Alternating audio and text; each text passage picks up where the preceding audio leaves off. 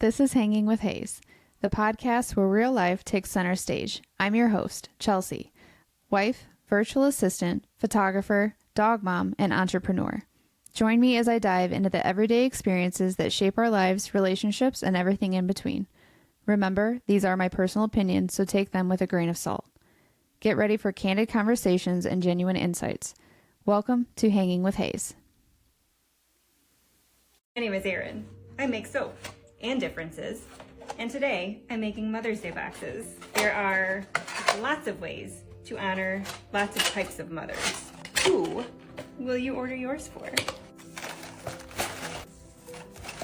Lotion bar, clay face mask, powder form, face mask concentrate, and you can use any liquid with that, but I will include some rose water to make your face mask paste, soap, cinnamon birch, rose salve, and a lemon loofah. There are lots of ways to mother. Let us help you honor yours. What's up, Kev? Hey, what's going on? Just to see. Nothing. 3 months in. That's weird. No, we're not. We're only at 2. I mean, if you count I'm counting the getting everything ready. We started that in November. Okay, let me rephrase that. We are like almost 6 months in. Yeah, I was going to say. 2 months of actually dropping podcasts. I was going to say, we've been at this for a minute, but we're getting somewhere. Yep. We got the camera now. Yeah. Got one of my favorite things, the audio mixer. Yep. And I can listen to the audio as we're doing it, so I can keep track of levels. I mean, the technicality side of this has gotten so much better than when we were testing with StreamYard. That was a mess. It was a mess. Granted, it was a good introduction to everything, but it also gave us the realization that we're missing a lot of puzzle pieces. We're missing the whole puzzle box.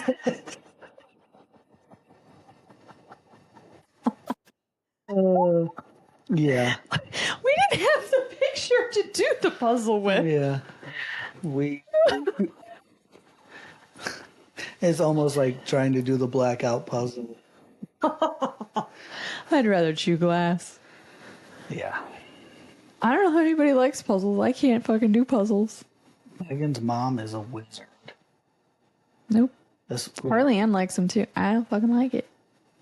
my ADHD fixation was puzzles. I was at the table doing puzzles for a while. Now you don't want to. I don't want to.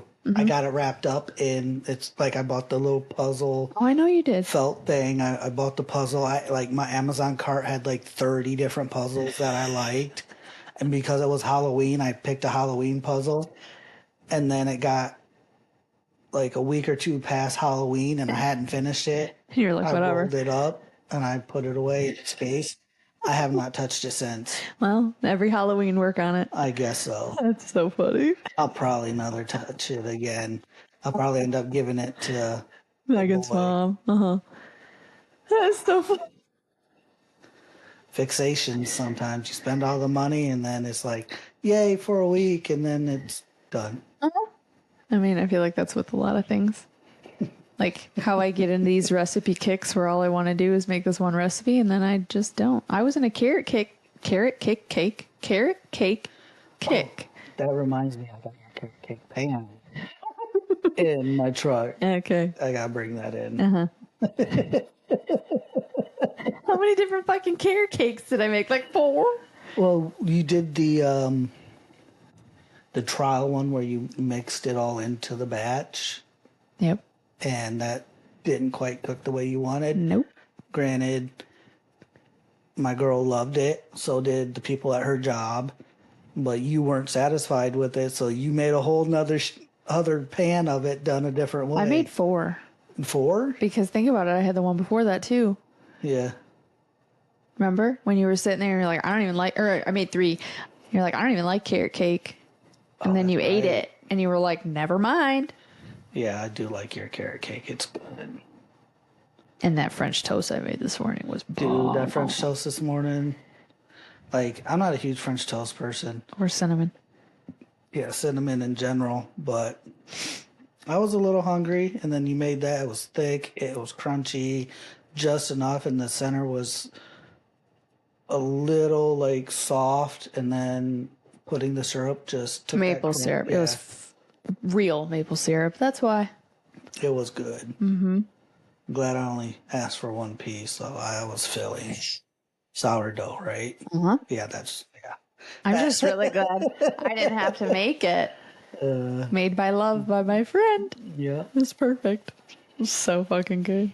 So what do we want to talk about today? You know, I have no idea really. I know, I really want to do more of the like getting into mental health or more of the deeper conversations because we've had quite a few people on and we've explored a lot of people. Mm-hmm. But me and you really haven't had our chance to sit down and have like the Chelsea Kevin talks. Yeah, we have a lot of those. Yeah. We just don't record them. Yeah, we don't record them. Like, I'll come in and we'll sit down and we will talk for hours, and it's all about mental health and stuff like that. And we haven't had the chance to do that on a podcast. And This is the first one since our first podcast, too. yeah, introducing Chelsea. Yeah. I mean, everybody knows who I am. We were introducing you. Yeah, true. Cousin Kevin. This is the background who does all of the editing of this podcast. Hi. He's the reason it goes on YouTube. Yeah, I'm the Mr. Tin Man you see in her lives that's talking to all y'all. I mean, the lives are not very often. More of my comments more than anything. That But too. yeah. Kevin is the reason why Zach and I are together. So, Like I said in the first one, they did the hard work. I just introduced them. you know the anniversary's coming up in 2 days? Holy shit. 12 years. 12 years ago, we went to that baseball field and my life fucking changed. It is baseball season. That should have said something. Yep. Yeah. So Sunday, Zach and I have the plans to go to breakfast like we always do every Sunday. And then we're going to go to the baseball field and take a picture or video or something at the baseball field. I love it. Yep. I told him, I said, after 10 years, I said, I want to do that like every year. I think that would be really cool. Because we've done it like 3 or 4 times, but I want to make it like a yearly tradition. Yeah. It's pretty cool. I like that. Mm-hmm. Hopefully no one's playing baseball. I mean, even if they are, you guys can sit there and watch an inning. Yeah, it could. Sit in the same exact spot where we They probably chilled. won't because it's at like 8 in the morning. So more than likely, probably not. Yeah, no. Yeah. But Yeah. So yeah, we're going to go to the field at probably 8 o'clock in the morning and take a video and picture and just make it a yearly tradition. And where we met, that's what we're going to do. I like that shit. Mm-hmm. Make it a thing. Force him to do it. Just against his will. According to the comments section, that man is forced to be in your videos and forced to listen to everything. No, that man loves doing this. Like, it may not look like it on his face. No. He may make jokes where it sounds like he doesn't, but he does. Like, It's a joke. Like, Yeah. he has the driest sense of humor and nobody understands it. Yeah. Not a soul. It's very comical to me. Like, tell me you don't know Zach without telling me. Yeah, I mean, Get it? I do get that because he doesn't have that, this sounds bad, but personality for social media because he's so blunt and just too dry for a lot of people's understanding. And like, he's super sarcastic, but at the same time, that's just who he is. at the same time, he's like in here filming podcasts with you. Right. Like, there's multiple podcasts where he's in it and he set everything up and got everything ready and was like, let's do a podcast. Well, and think about it. He's the one that designed, he had all that shit designed for downstairs Yeah. for the podcast. Well, I think it was a couple days he was working on figuring out how to build a new podcast room. I mean, he was looking at all this audio stuff for us. Like, he was messaging me while I was at work going, hey, what do you think about this audio stuff? He did? Yeah. I didn't know that. Zach was like, oh, he's in it. He's in it. Like, he takes things to such a different level. Nobody understands. yeah. Like at all. Trying to explain that to people. It's his facial expressions. It is, or lack thereof. Yes, the lack thereof. I love him. You got to pull the personality from his twitches and his tones of voice. Oh my God. Yep. That's hard to do for especially an audience who Doesn't know him very well and are getting to know him. And we literally had to go, he's fine, people. He's not being held against his will. He loves his wife. He loves doing this. He loves it to an extent. Yeah. And obviously I'm not going to sit here and push something in front of him. And if he's like, no, I'm not doing that, I'm not going to do that to him. Yeah. But it just amazes me the ignorance of some people because I'm... Sorry. That was kind of loud in my ears.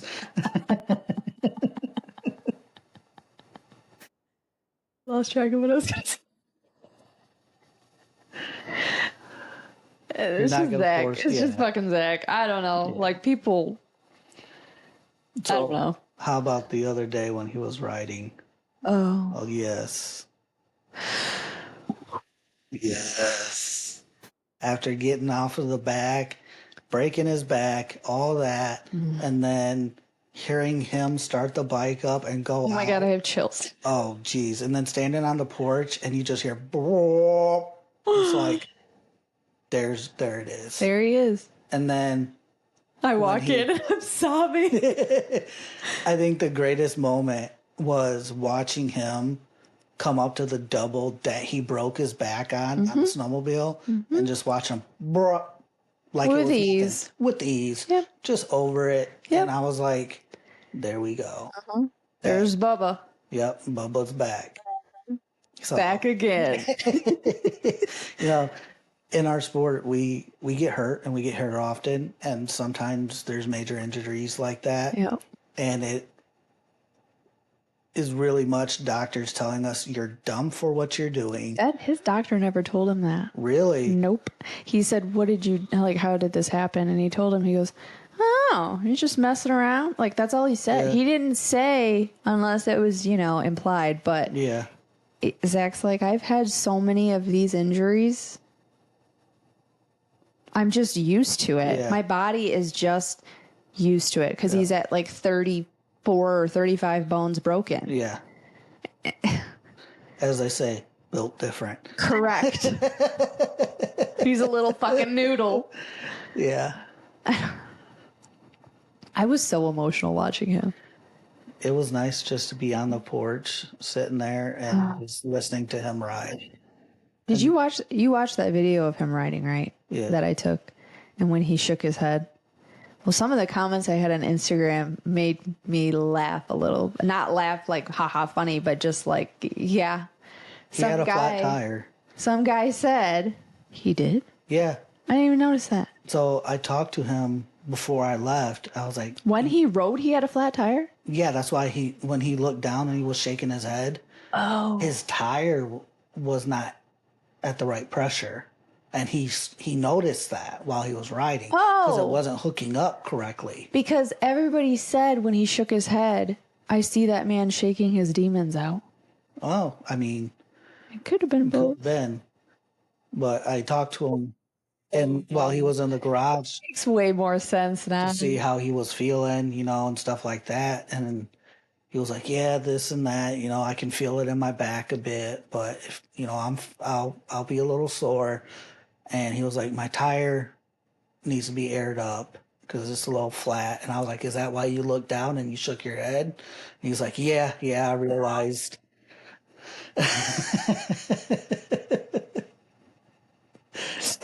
Oh my God. I was like, yeah, that's exactly what he's doing. He's shaking his demons out. I mean very well. Might have been both. Could have been both. I don't know. But I will say, I know that's when he is the most at peace, when he's riding that dirt bike.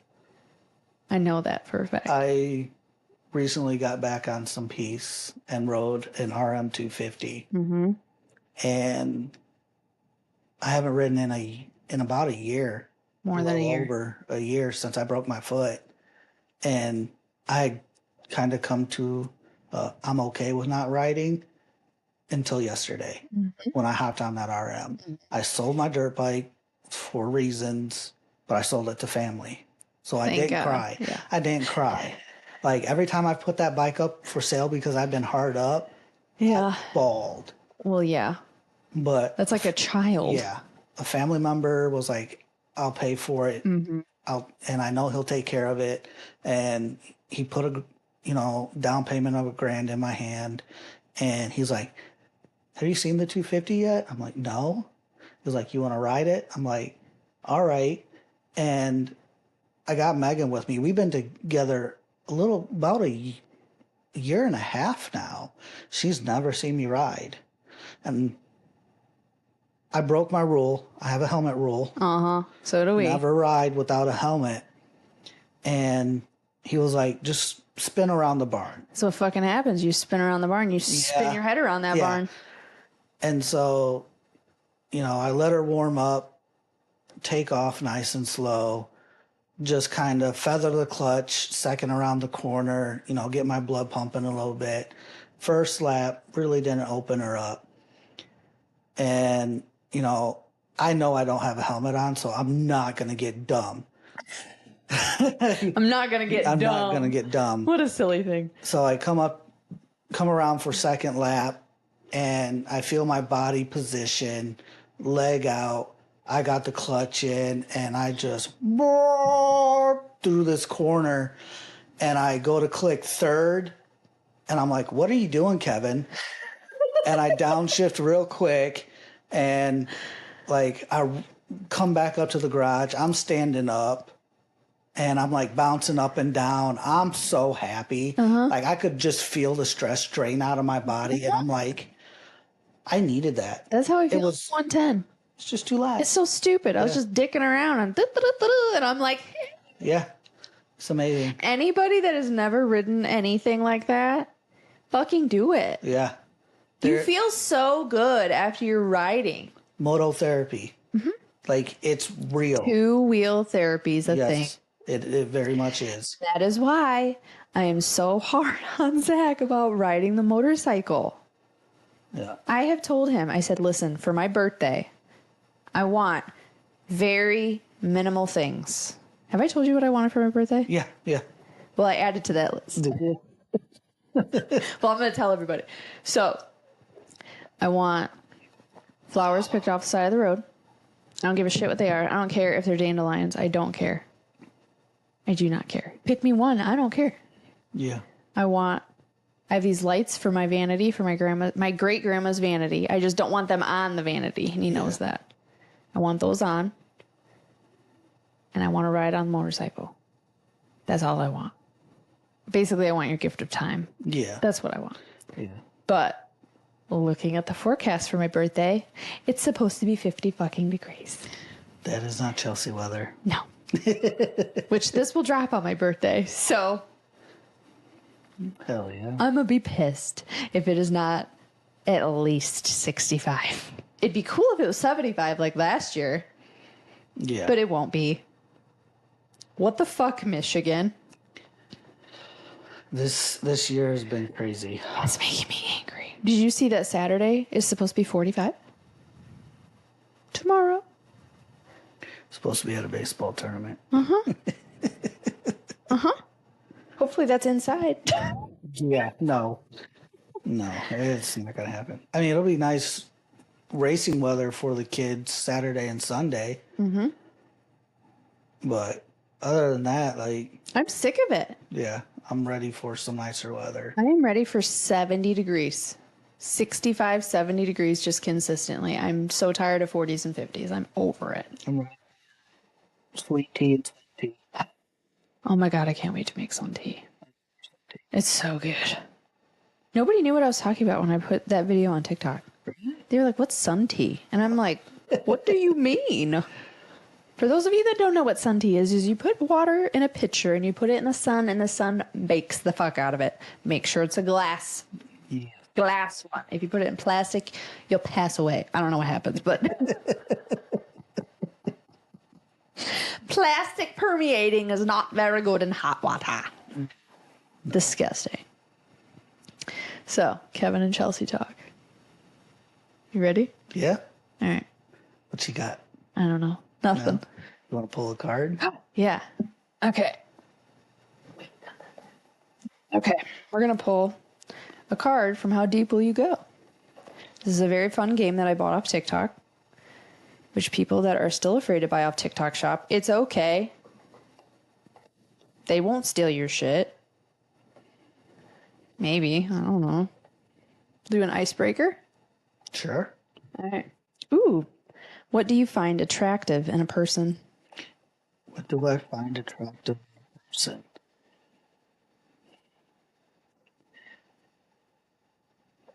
Laughter. It's got to be laughter. Mm-hmm. I found with Megan, it has become laughter. It is. Oh my God, just like me and Zach when he was injured. she picks on me, and it's like the sort of picking on you that like you both find funny. And not annoying. Not annoying. Yeah. Like I'm like I hate being tickled. I hate it too. With a passion. Like it bothers me. Don't fucking touch me. Yeah. But there is something about laughter that helps. Mm-hmm. And she'll be having a bad day. There should be a t-shirt that says laughter helps. Yeah. And she'll be like, I should just wear that every time. She'll ask me. She'll be like, can I tickle you? And I'm like, you gear yourself up for it. Yeah, I gear myself up for it. Because when I laugh, she laughs. Yeah. She likes my laugh. And tickling me is, it sounds so weird. Tickling me helps her get into a better mood. Well, laughter is the best medicine. Yeah. So. And it is contagious. Yeah. And I found when we're chilling in the house, we play skip bow while we watch TV. So we're playing skip bow and we're getting frustrated at each other, and you know the frustration turns to laughter. Where you have it's a card game. Oh my God, why was I skip it? Do you remember that thing? Yeah, I had one of those. tore the hell out of your ankles. Oh my God. It's just like using a scooter. Mm-hmm. Fucking the razor scooters. Oh my God. I still got knots in my shins. Shit. We oh my God. Me and Dustin were going down the road on our razors right by our house, that big old hill. Yeah. And that's dangerous. No helmet, no nothing. And the car was coming. Is this why you have a helmet law? Yeah. Well, my dad always yelled at me about helmets. I'm joking. So it's kind of my parents too. You get on your horse, you have to have your helmet on. So car was coming, and I had skipped off the side of the road. Nothing happened that time. So we climb back up the hill. We're going down. I'm tucked, and there's just one little dip. Shit.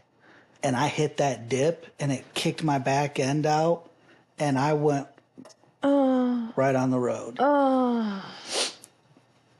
Now, didn't cry.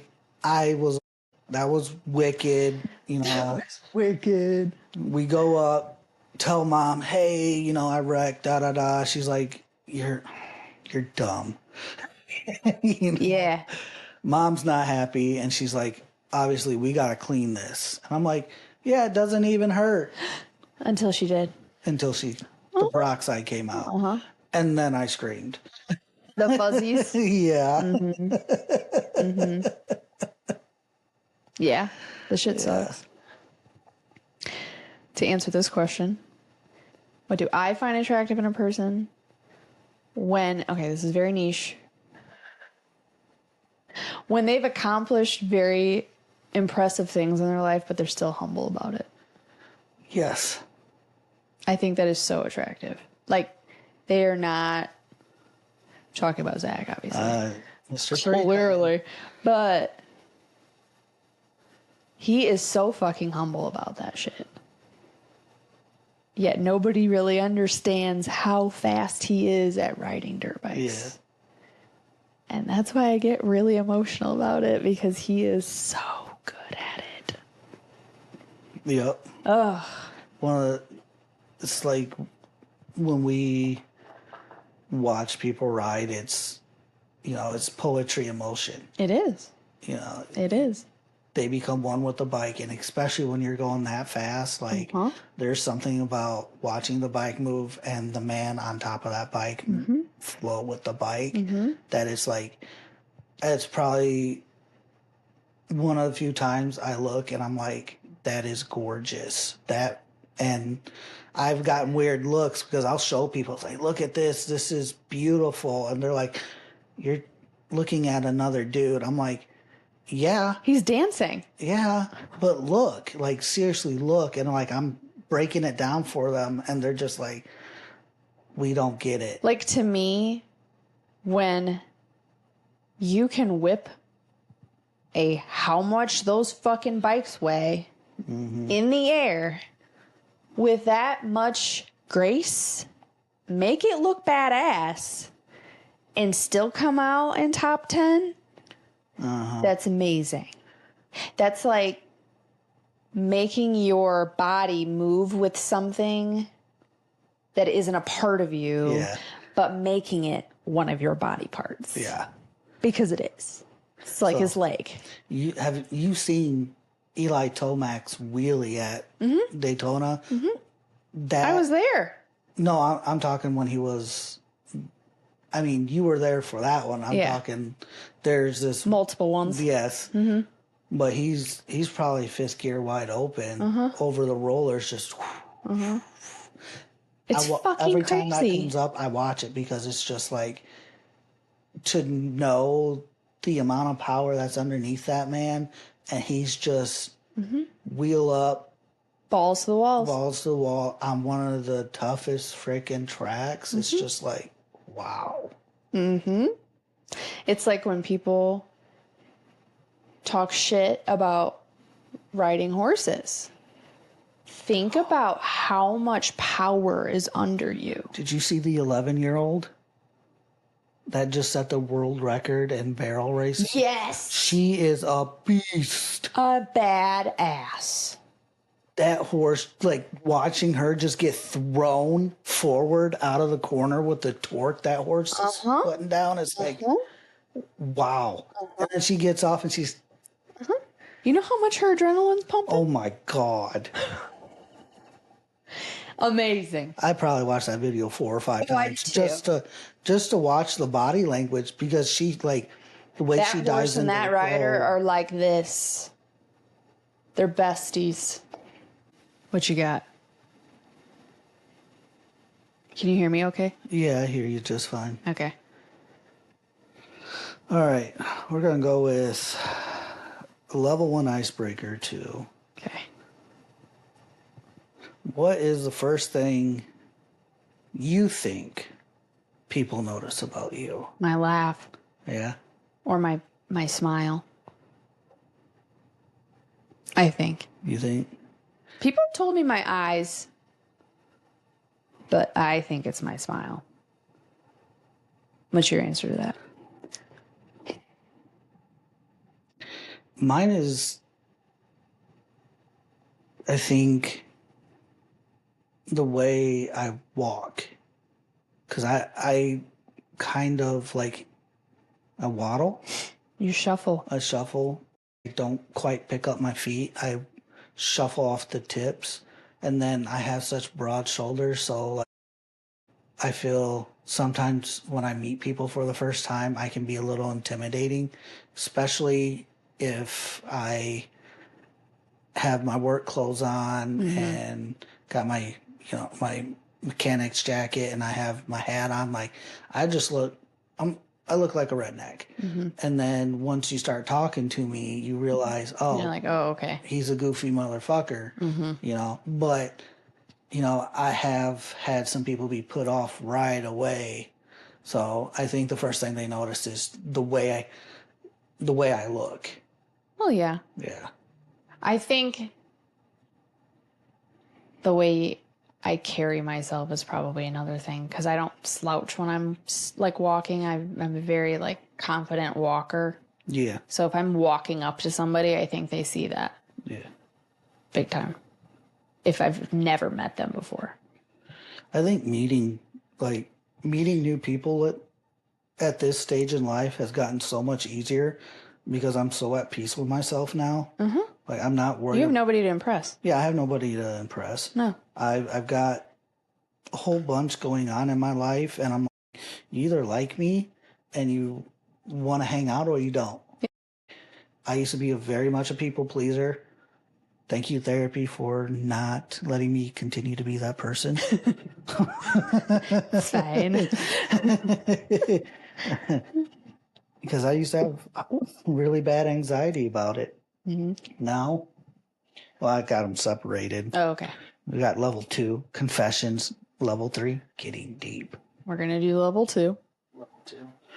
All right, I'll let you start out the level 2. All right, level 2, confessions. That's tough. I feel like some of those are good for random people, and then some of them are stupid. Like, stupid can be also more of you and your significant other only. Oh, for sure.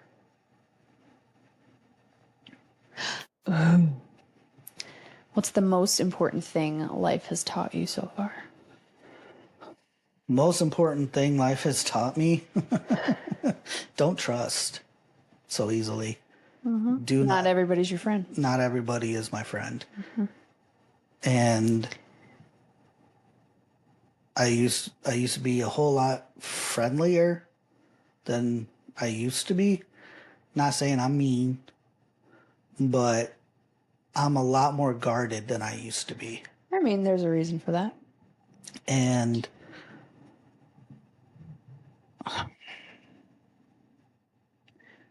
I'm thankful for it. Uh-huh. I think it was probably the best thing that happened to me. And even though that sounds really wrong, going through, best thing that happened to me was a divorce. I agree. But as somebody who really advocates for healthy marriages, and I'm sure people are going to be like, what? Yeah. I think I was living a lie. You were. You were not who you were. Who you are. My personality, my friendships, all that were suppressed by trying to, like I said, I was very much a people pleaser, trying to please my significant other. Uh-huh. And think about how often we saw you. Yeah. We didn't. Easter. Yep. We didn't. Uh-huh. I was locked away from my family. Mm-hmm. And you were 20 minutes away. Yep. Now I'm run ragged to the point. Sorry. I mean, it's not your fault. It's just my priorities changed so much. Mm-hmm. Especially, going through therapy, figuring out not why I let myself be that way, but my attachment style and how I was too deep into my attachment style. And what is your attachment style? Anxious attachment, which, it's changing. And I am very blessed to have Megan, who is dealing with my trauma issues from it. And, I told you the other day. It's also very hard to go into a relationship without some kind of trauma issue. Yes. In general. She was there through the back end of the divorce. Mm-hmm. So she really saw the bad side and everything that I went through. Did she listen to all those conversations? No. Good. She wants to. No, don't let her. But I told her, I said, no. Do not let her. I don't want you to hear that. No. It will be a side of you that she will not like. Yeah. I'm saying that in the most loving way. Oh, I was just going back and going through my journals from therapy. Mm-hmm. That was a broken man. I was broken. Well, no shit. You were going through one of the hardest moments of your life. Yeah. And then the way I talked to... Did you tell your parents first? I think I told you first. I was the first person to know? I think so. Holy shit, Kev. Yeah. Oh, that's right. Because I remember you telling me and then you told your mom and dad. Yeah. And then I told Adam, and oh, that's right. Adam came over, and it was like 9:30 at night, and he stayed till like almost 1 o'clock in the morning. That's right. To make sure I was all right. I'm sorry, I didn't mean to interrupt you. Oh, you're fine. Go ahead. That shit was fucking a lot. Yeah. I can't... Looking back on it, I look at the things that I did and the things I said, and it's like, why did you go there, Kevin? Like, why were you... I think you liked the idea of her. I did. More than you liked her.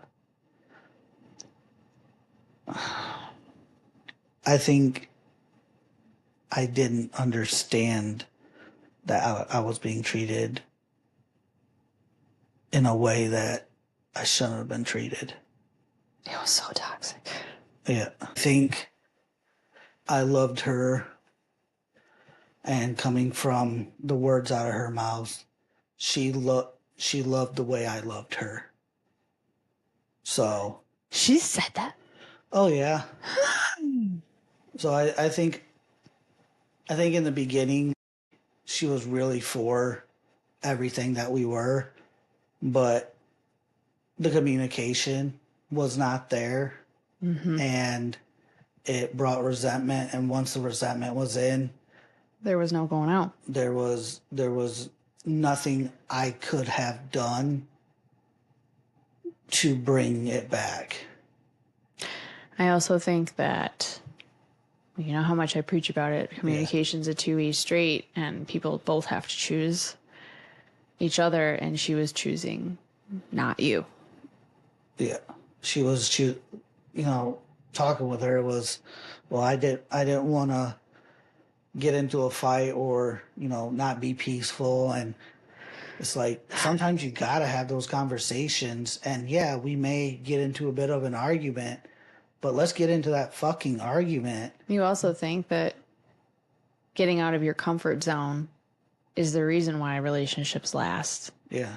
Because you're having those uncomfortable conversations and you're making yourself vulnerable and you're telling each other, this is what I want for our relationship together, not just me. And I think she wasn't growing with you. You were trying to grow with her, but she was just growing on her own. Yeah. And there was no growth together. That's one thing that she had said was, like, she was like, I'm going to college, I'm growing, this and that, and you're just falling behind. And I was like, no, you left me behind. Literally. Like, there was no, basically along for the ride, but like, I saw myself as the rock, as the support system. If you wanted to do it, I'm all in with you, sweetheart. And she wasn't. Like, no.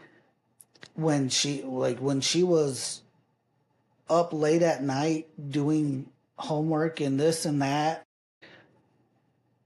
I would be there doing quizzes with her and stuff, making sure she knew what she had. Like, I wasn't much of a cook, but I tried, to make sure that, food was getting done. Like, money was there. Yes, I was working a lot of hours, but that was so that way we could get by while, you're getting a new job. Like, I feel like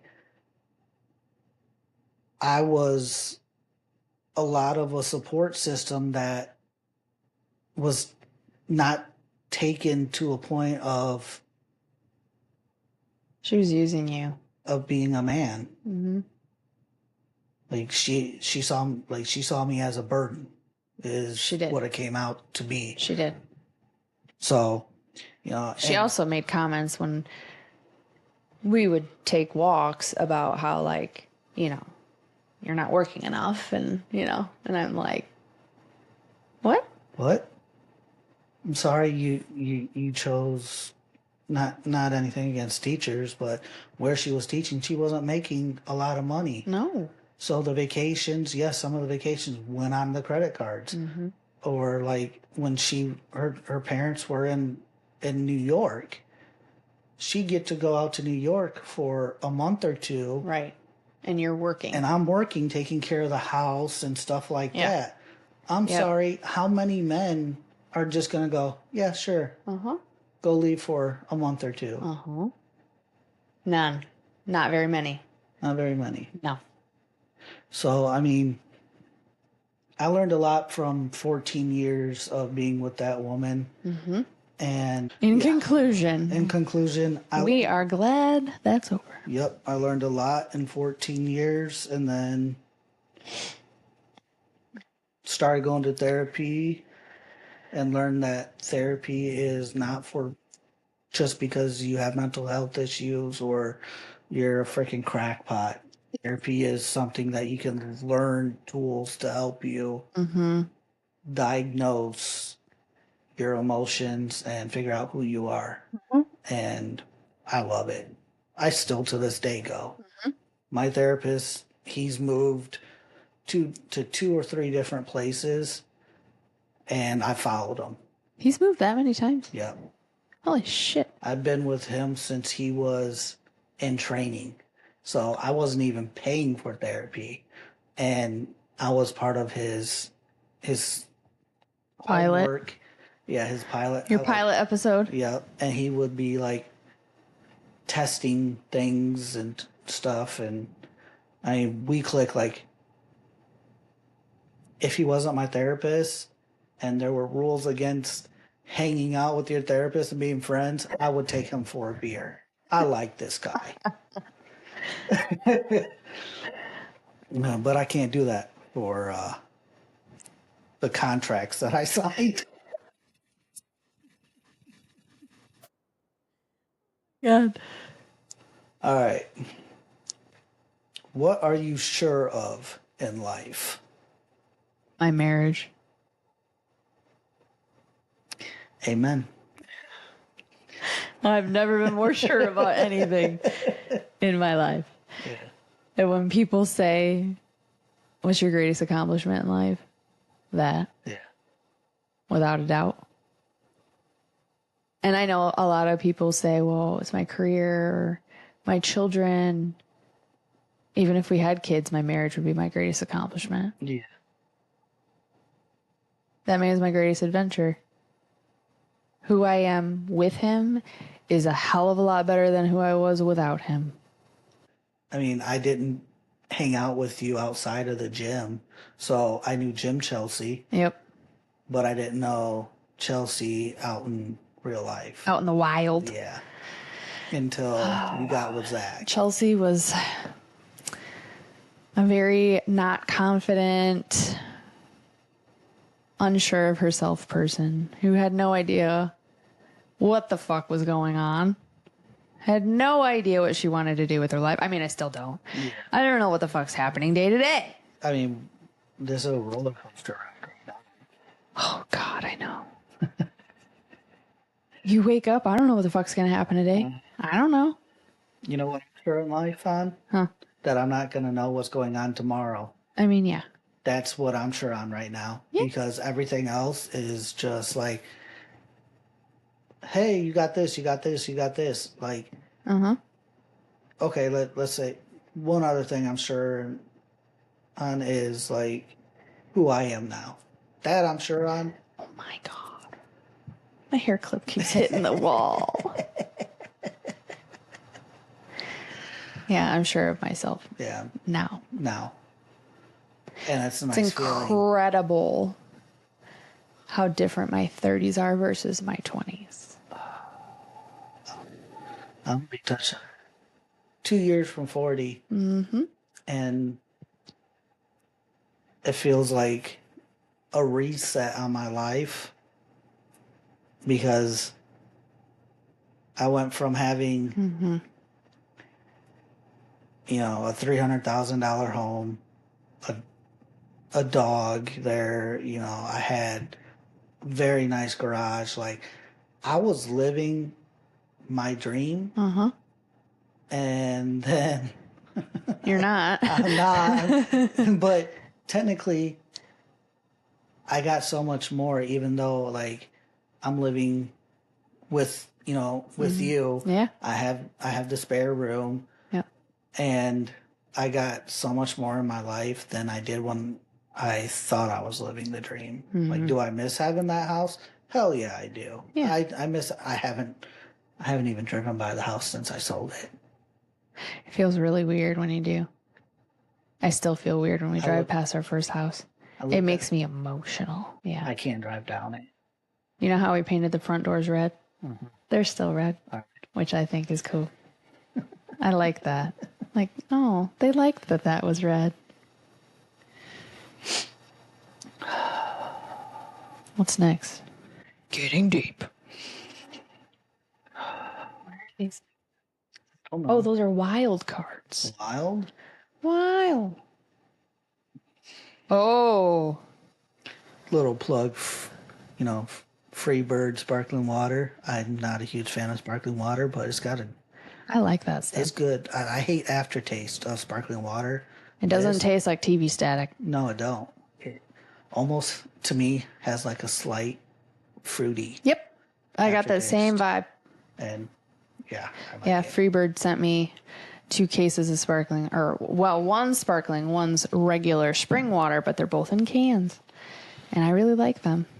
So check them out. They're good.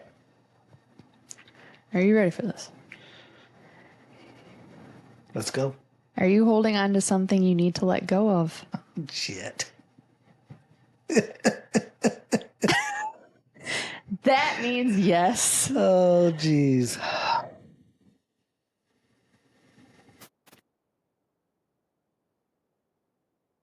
I can ask you a different question if you want. There's probably a lot of stuff that I'm still hanging on to. And a lot of that. Did you hear that? Mm-mm. Oh, thank God. I just hit it with my chin. Oh. Real hard. I think a lot of what I'm holding on to is reservations in my relationship.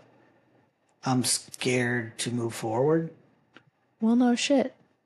And I've finally hit oh my God. You know that stage where all you want to do is spend time with your significant other? Mm-hmm. Like Megan had that. She'd message me, I miss you. I couldn't say it. Yeah. Or she's like, I want to spend time with you. And holding on to the hurt that I had from my past relationship, I was scared to let myself feel that. Absolutely. Now, a year later, I would be afraid if you weren't. Yeah. A year in that mindset. Yeah. And I think you're probably seeing it a lot more now that I'm not here as often. I now can feel that. Yeah. But there's still a part of me that I'm holding on to that is just scared shitless. I think you're going to be guarded for a long period of time. Yeah. I think it's going to take a lot longer than you think. Oh, I have a feeling it will. A couple of more years. Yeah. At least. Yeah. So, hurt is what I'm holding on to. Yeah. Hurt. That's fair. I am holding on to the fear of gaining weight back. I can't let that go. Yeah. I don't know why. I still have nightmares of I wake up, go to the bathroom, I look at myself in the mirror, and I've gained 75 pounds back overnight. And I know that's not a thing, but oh my God, it scares me. It can feel like it's overnight. Yeah. Yeah. That is a fear that I don't know will ever go away because I won't allow myself to do it. But at the same time, it's so... I think it kind of hangs out with body dysmorphia, where I still feel like I have to fit into an extra large shirt or a large shirt. Yeah. And I'm obviously not. Small, extra small is my thing. Yeah. But it's so... It doesn't overwhelm me, like consume me to the point where I'm changing my eating habits. It's a fleeting thought, but it's still there. And it's obnoxious. I feel that. The fact that I started losing weight in 2021 and it is 2025 and I'm still having these thoughts. Yeah. It's weird.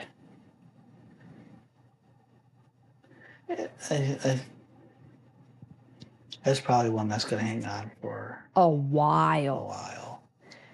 Because did I ever tell you about the time that I got locked out of the Ford?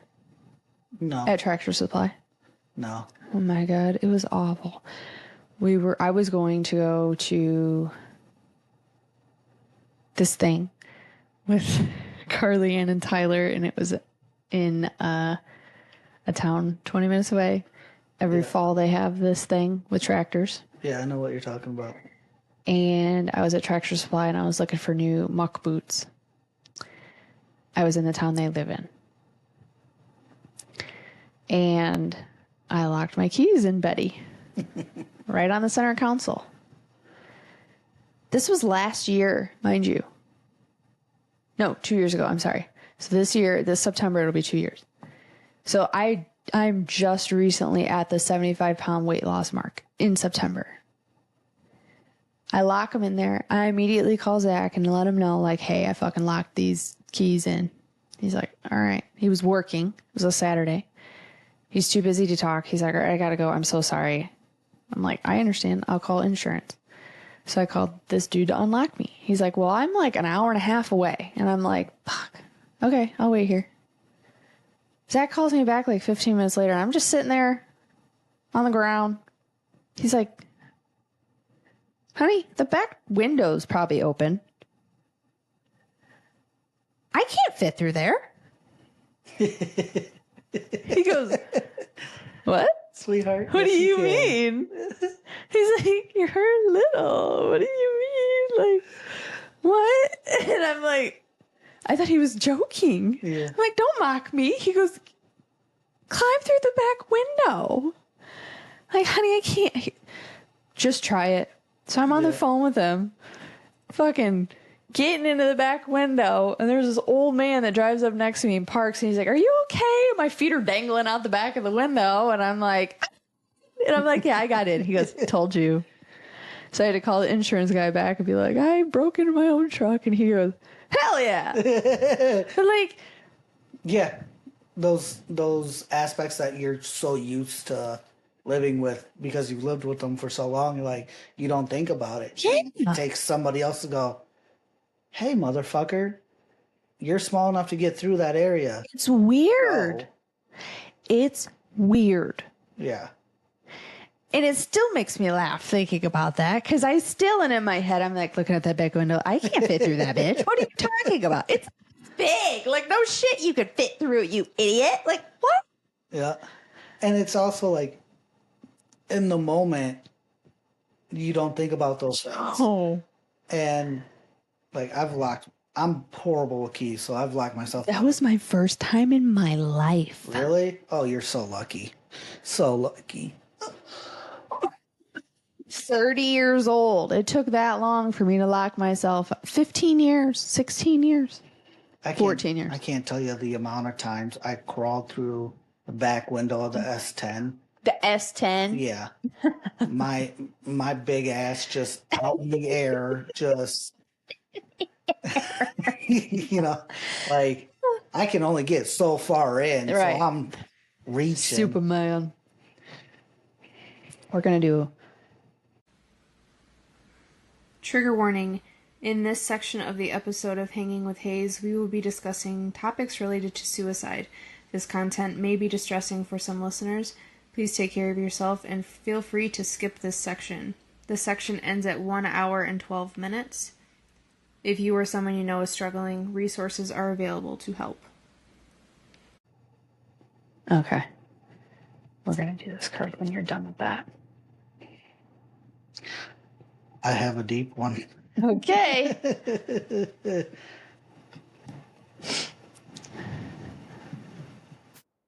Am I going to cry? I don't know if I've ever told you my end of this story. Oh boy. Was suicide ever a thought? No. No. Not once. Not once. And you've known all of the shit I've gone through. I feel like a lot of people probably would have contemplated that, but I've never once thought that. Granted, I've had an amazing support system in my life. My parents, my husband, friends, but a lot of the friends that I had during a lot of that darkest parts of my life are no longer relevant, but that's fine. They were there for a season, which I agree. A lot of friendships are like that. Even as an adult. Yeah. You have seasonal friends and you have the root friends. Yeah. A lot of friends are like parts of a tree. Yes. I very much like the Medea. Mm-hmm. I had that saved on my phone while going through everything. Like there. Yep. That analogy Mm-hmm. is probably one of my favorites. Me too. That and there's a reason the rear view mirror's small. Correct. And your windshield is so big. Yeah. I had God. Have. Yes. It's not past tense. Yeah. But I've never felt like there was something in my life that warranted me not being here anymore, because I know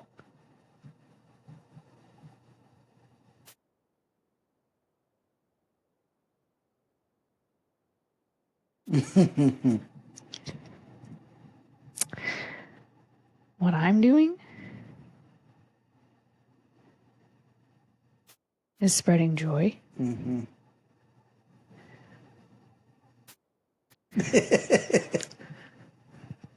Sorry. No, you're good. On my little corner of the internet. And I think that's a good lesson for other people, that no matter how fucking bad and hard it is,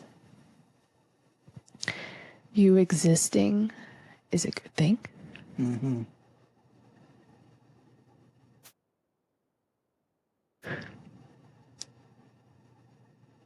And if there's something that is on your heart that you need to talk to somebody about, do it.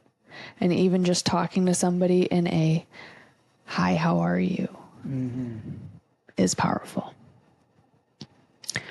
And I know I have multiple people that talk to me on the daily that tell me thank you for just being who I am.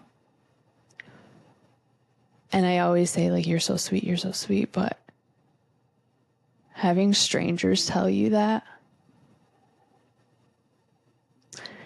is quite heavy, because those strangers support you a lot more than you realize. Mm-hmm. And it makes me feel like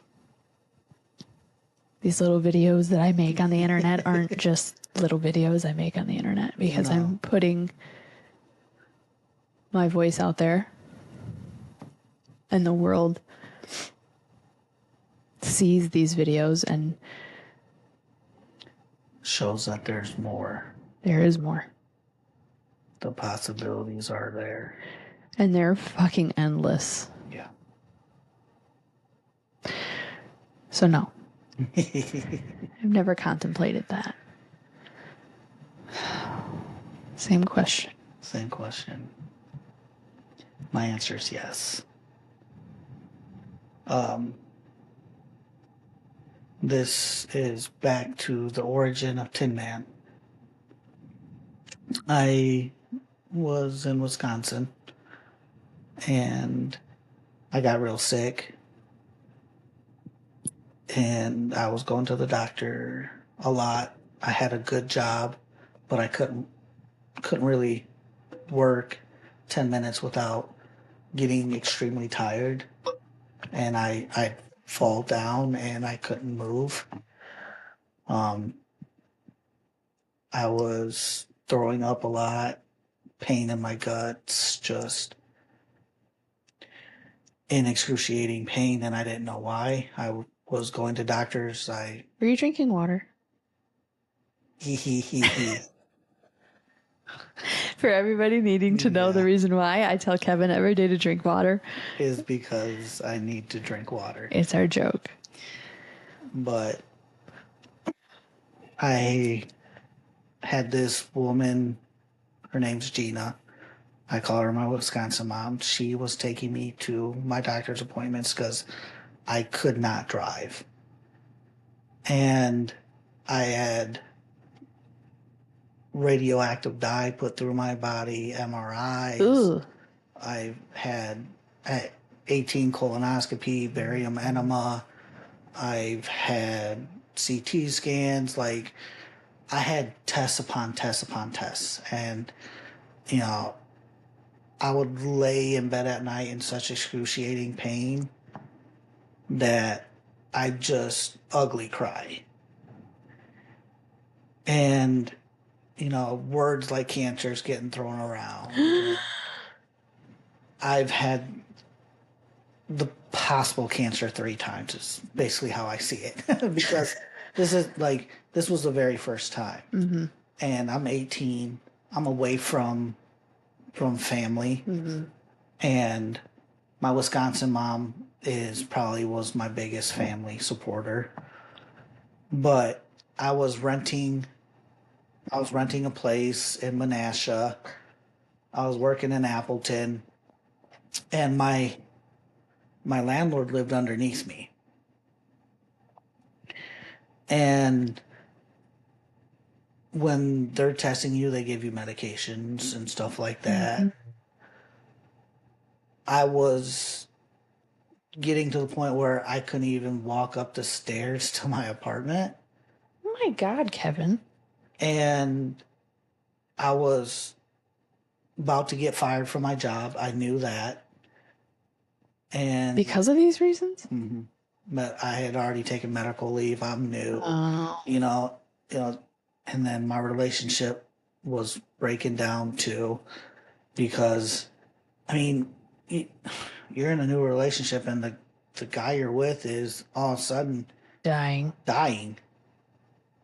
You know? Yeah. So I was in bed. It was probably like 10, 11 o'clock at night. And I had my bottle of pain pills in my hand. Oh, no. And I had just got done throwing up. And it was just the smallest things would make me throw up. And I had just finished crying. And I had the pills in my hand. And voice was like, call your dad. I was like, all right. So I called my dad, and my dad picks up. I woke him up, and I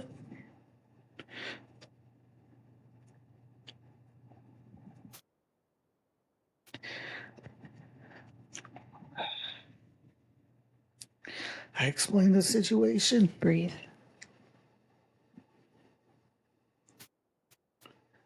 That I didn't want to be here. It was either I figure out how to come home or I'm leaving.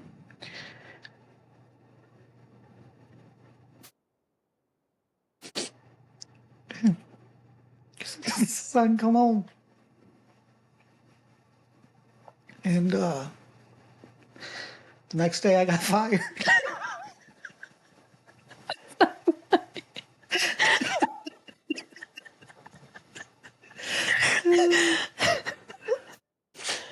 But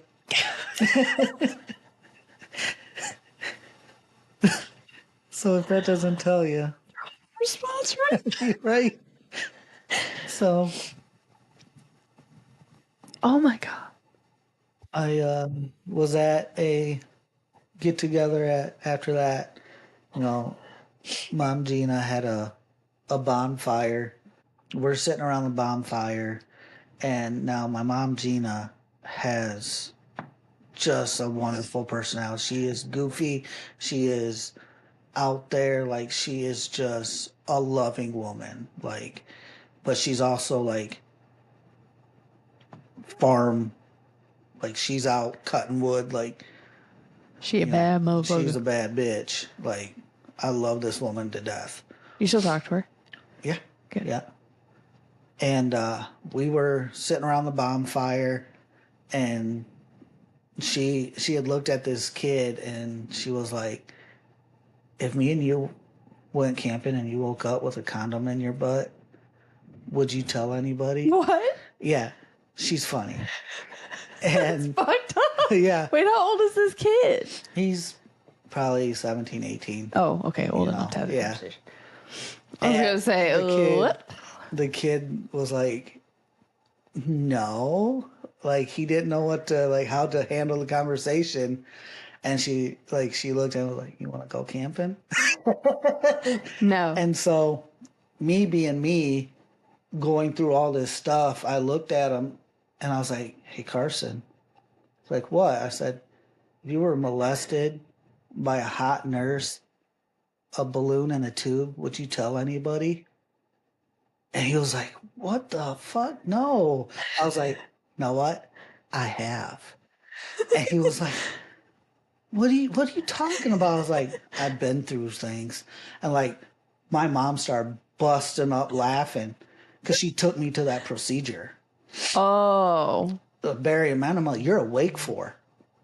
Like, You are? yeah. So they put you on a side, they lube you up, and they put this balloon on a tube in you. They pump this white dye in you as they're taking pictures of everything. So you're awake through the whole thing. Oh. And so, like, they had asked me, I got in there, and no. the doctor was like, hey, I have an intern. Shut the fuck up. Yeah. You mind if she helps with the procedure? I'm like, you know what? I'm about to be violated anyways. Why not?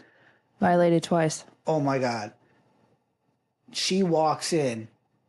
She's drop dead gorgeous. Of course she is. Why wouldn't she be? Gorgeous blonde. And I'm like, I'm naked in a gown. Uh-huh. And like, they're telling me, okay, roll onto your side. No. And they like petroleum jelly. No. They insert the tube and everything. Laying there. And I'm like, the tube's coming out. And they're like, what? I said, the tube is coming out. And the doctor comes over, he looks and he chuckles. He goes, see, that's what happens when you use too much lube. And like, I'm like, don't make me laugh.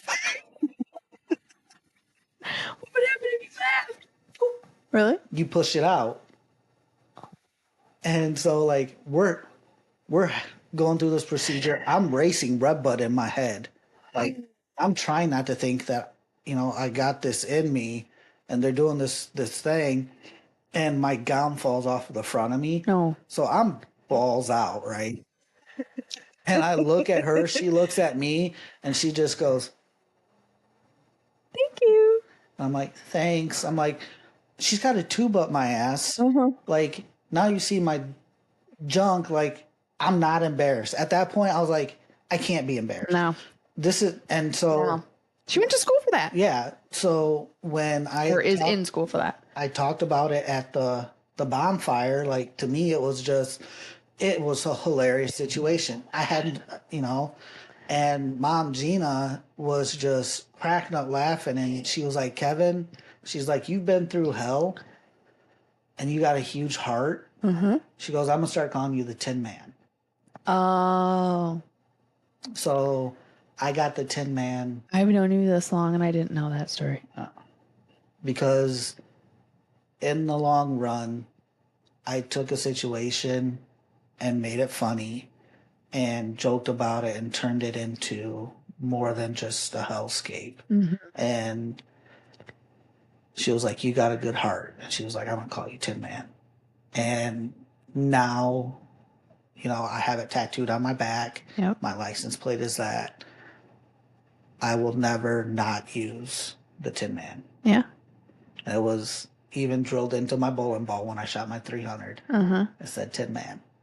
And when I walk through the bowling alley, it's, hey, Tin Man. Oh. So. That's cool. At one point in my life, yes, I did think about suicide. But thankfully, I did have somebody to call, which was my dad. Thankfully, he picked up. But now when I think about everything that has gone into my life, I'm like, I would have missed my nephews. I would have missed Zach breaking his back. There's things that in the moment when you're at that point where the pills are in your hand and the pain is so great, you're not thinking about everything that's in the future that can be. You're thinking about that moment that you're in and you're spiraling. And, if I would have done that, I didn't have family around. I would have just been the guy upstairs who OD'd on pain medicine. And then people would have to figure out how to contact my family. And, I would not be, able to, talk to the people that I have talked to now, change lives. I'm part of a men's ministry now, and it's like that one moment. This is your ministry right now. Yeah. These are the things that I use when I do talk to the guys that I talk to is I've been where you're at, and I believe I was suicidal for a reason. I believe I went through a divorce for a reason. I believe, all these things happen for a reason. So that way, when I come across somebody that's in that aspect of my life is a mess, I don't know where to go, I can go, take a deep breath. Yeah. I've been where you're at. Yep. But in the storm, there is peace still. Every storm runs out of rain. Mine was the eye of the storm. Yep. When I was going through my divorce and I got back into church, the very first time I went back, it was talking about the storm. And I was just sitting in the back row and I was praying for peace. And I was asking for peace. Just bring peace to my life. That's all I'm asking. And this, I got my eyes closed. I'm sitting in my chair and I get the vision of being led to the center of the storm. There's a rock. And it's big enough for two people. I sit and he sits next to me and he puts his arm around me. And the storm's raging all around us. And he's like, breathe. Just breathe. And so every time I go to church, I sit down, I breathe, and I ask for peace. And, it doesn't matter how chaotic your life is, everything you're going through, because there's always the Lord walking with you, because you're never alone. Like, people are like, well, I have to go to church and so that. No, you don't. He lives within you. He's walking right with you. And that's one thing that I like to preach with the guys is, you don't have to come to church. It's nice to come to church because you have the fellowship and you have the leadership and the men and, but you can go to church on your front porch. Exactly. You can go to church in a parking lot. You can go to church in your car. You can go to church standing in your driveway. I was in fellowship in my truck. I had a buddy call me and he's going through it. Yep. And, where one or two are gathered, he is there. Yep. And, I was ministering to him, parked in front of Megan's place in the parking lot. Uh-huh. She come up and she was like, what's going on? And I was like, I'm, talking, and she's like, she caught a little bit of what I was saying, and she was like, oh, and she walked away. Mm-hmm. But, I truly believe I went through those dark times in the past and most recent for a reason. I agree. And it's crazy how many people, now that I've been divorced and gone to therapy, that have come up to me and they're going through the same thing. Mm-hmm. And I just sit down with them. Yeah. And we talk about therapy and we talk about healing and stuff like that. Yeah. It's just like,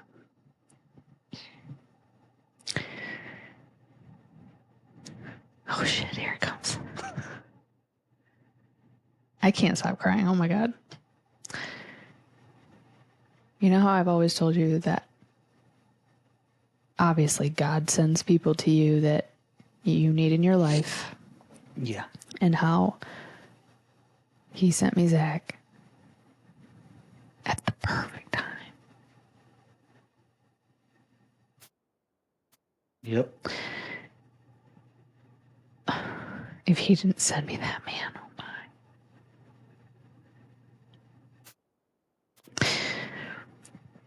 My papa had to pass away, and literally a year, not even a year,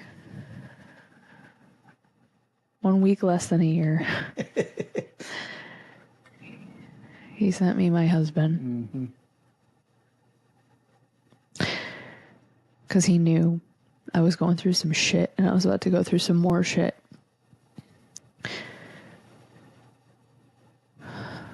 And the fact that I was assaulted,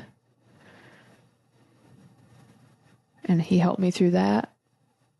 This was before him, obviously, for those of you who don't know that. And then going through having your body exposed on the internet.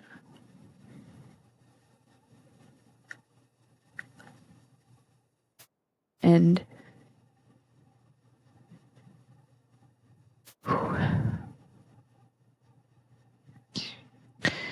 not many people would stay in those situations.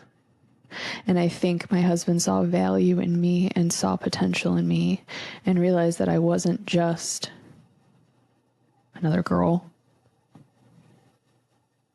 And you know how he says all the time that he didn't know until he was 4 years in dating me that he wanted to marry me? I think he saw it after. Did you hear that? I heard that. Shit. I think he saw it after 3 months. Truly. Yeah. Because this whole thing was 4 months in. Yeah. That's being guarded, but knowing.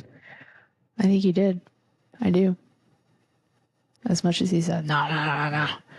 You did. Because why would you have stayed with somebody that you didn't see a future with? Yeah. That first year was rough. And then having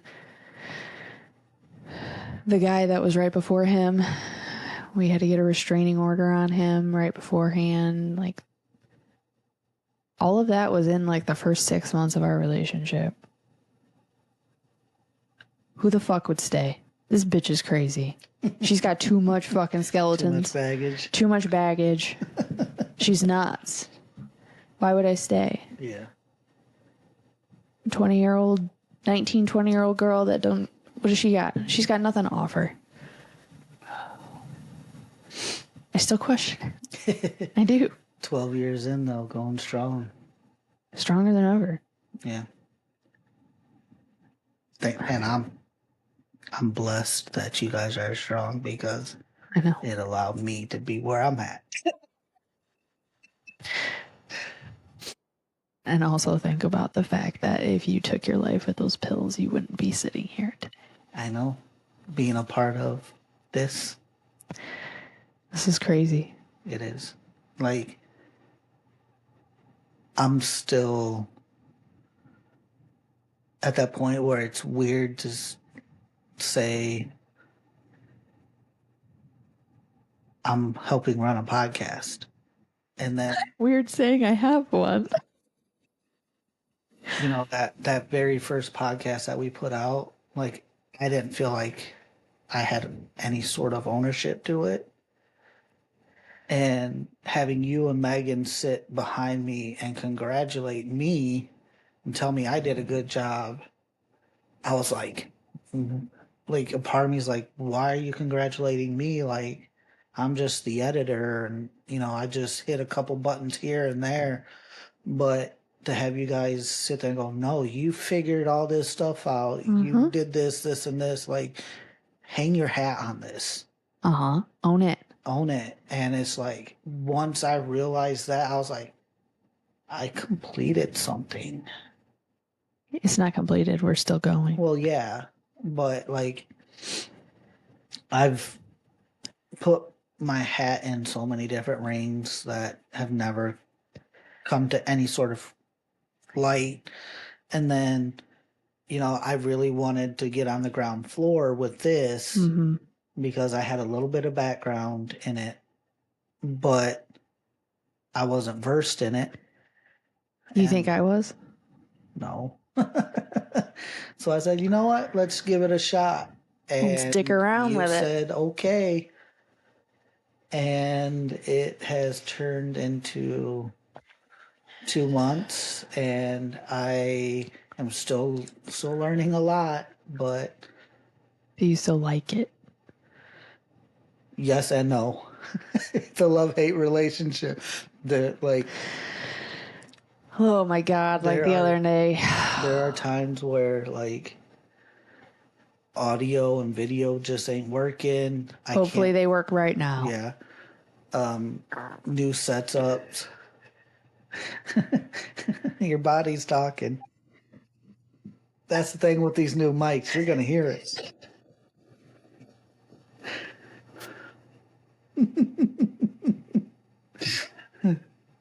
And as you can see, these mics are a whole lot more powerful than when we started out. Sorry. Can you hear that? Mm-hmm. Oh, fuck. Just now, but the last couple times, no. I'm paying attention. Like, my belly's rumbled a couple times. I heard that. Yeah. But, yeah. Did you ask that last question? Or did I ask that question? I asked though. Okay. This is a wild card. Okay. If you have one, ask the question that is on your mind.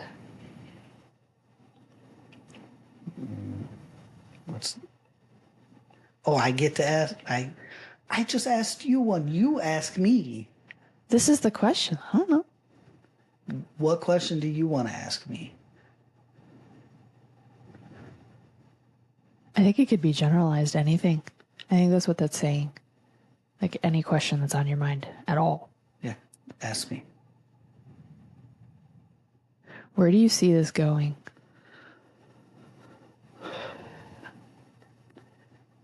I see this going within the next 6 months as a slow rise. Me too. I don't see this doing like a TikTok pop where No. out of somewhere you're just viral and you have all these people. No. It's going to take a lot of time, a lot of content being put out before we get the viewers and the following that is steady. And shout out to the few that watch it every week. Thank you. Thank you. Everybody who comments, like, oh my God, the comments are great. And thank you for liking it or like rating it at all. Yeah. If you don't like it, it's fine. You don't have to fucking listen to it. But even the ones who don't like it and they're like, I don't like the music that you use or this tell or us that. feedback. Yeah, I use that feedback. If you haven't noticed, the music changed the next week. Yep. Or it's gone. Yeah, it's gone. Like, if you want music in the beginning, do you want a new intro? Like, these are the things like we listen. And also, I want to say, write in the questions. Yeah. We had that one episode with a couple write-ins. Yep. But I haven't seen anything else come in. We also haven't talked about it, so. Oh. That's literally the last time we talked about it. Okay. Well, I want to do more of those. Me too.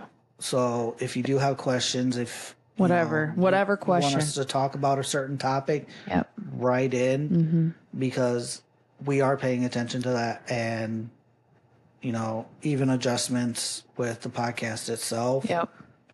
She messaged me, hey, we need to move the mic this way, or they don't like the music, or this or that. And as I'm editing and I'm going through stuff, I'm looking for new ways of doing it. Yep. So unless you guys don't speak up, we don't know. We don't know. So, the music that we're using now, I quite like. I quite like it. But if you guys don't like it, or it's putting you asleep while you're driving, and hint why I changed it. Yep. Let me know, and I'll change it up. I'll find something different. Yep. What's your question for me?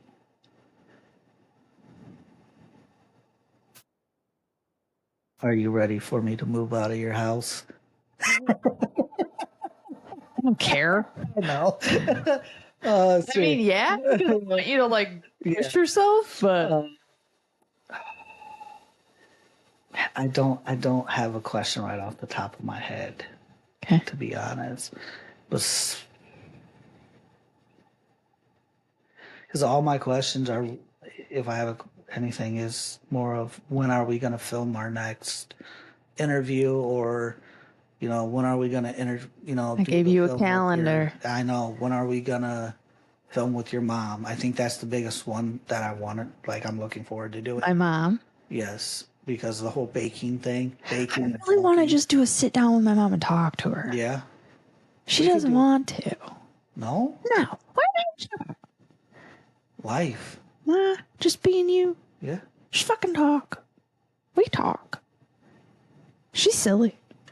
She's got a personality. Where do you think I fucking got it from? know. But I got it from my dad too. Yeah. I got a weird personality from both of them. Actually, if I did all three of them together, or three of them, my God, three of us together would be funny. I would like to see a podcast of you and Ben. Brother and sister. Ooh. That'd be fun to edit. That would be. He's a goof. Yeah, that's why. He's a goof. Oh my God, what if we did all four of us? Just a family podcast. Hilarious. We could film that one anywhere you guys want. That's true. Now that we got this new setup. That is true. That is true. That is true. Do a family round table.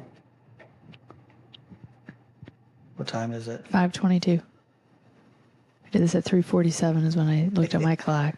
That's us talking. I know. So you thinking we should wrap? Yep. All right. This was a good episode. I liked it. Yep. I think I want to. Our flow is good. Yeah. We're getting better at transitions. I'm getting better at transitions. Less likes and uggs. And I know. My God, that's so bad. getting comfortable. I really have to pay attention to my. Yeah. It's gotten a lot less, I'll say, from the first three, it was very it's there. And I then know. After that, where you're getting more comfortable talking to people. You think it's a tick? It could be. Uh-huh. Your brain kicking gears is what I think It's it is. weird. I don't get it. It's a part of you, I know, but it's annoying. but it's starting to go away as your flow gets better. It doesn't go away when I'm filming TikTok videos. I still have to edit those bitches out because I sit there and Like I said, it's the kicking gears. We're ready. what's go. really funny is I notice it when I'm doing a video and I'm thinking about because all I do is hit record and I just let it rip. Uh-huh. And I see myself looking off in the distance trying to put words together. And then I'm like, shut up. Stupid. Stupid. What's our email so people can write in? It's HazePodcast@gmail? That doesn't sound right. Haze.podcast? I don't know. Hold on. I look like a 100-year-old man. Haze, HAYS .podcast@gmail.com. right in. If you have anything you want us to talk about, anything you want us to bitch about. We can bitch about some stuff too. Yeah. It'll be fine. Yep. Good? I'm good. Okay. I enjoyed this. Hanging with Haze. Signing off. Thank you. Bye. Bye. That was good.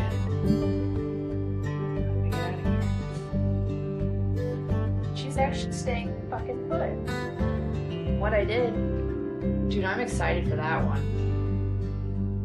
There's not much you gotta cut.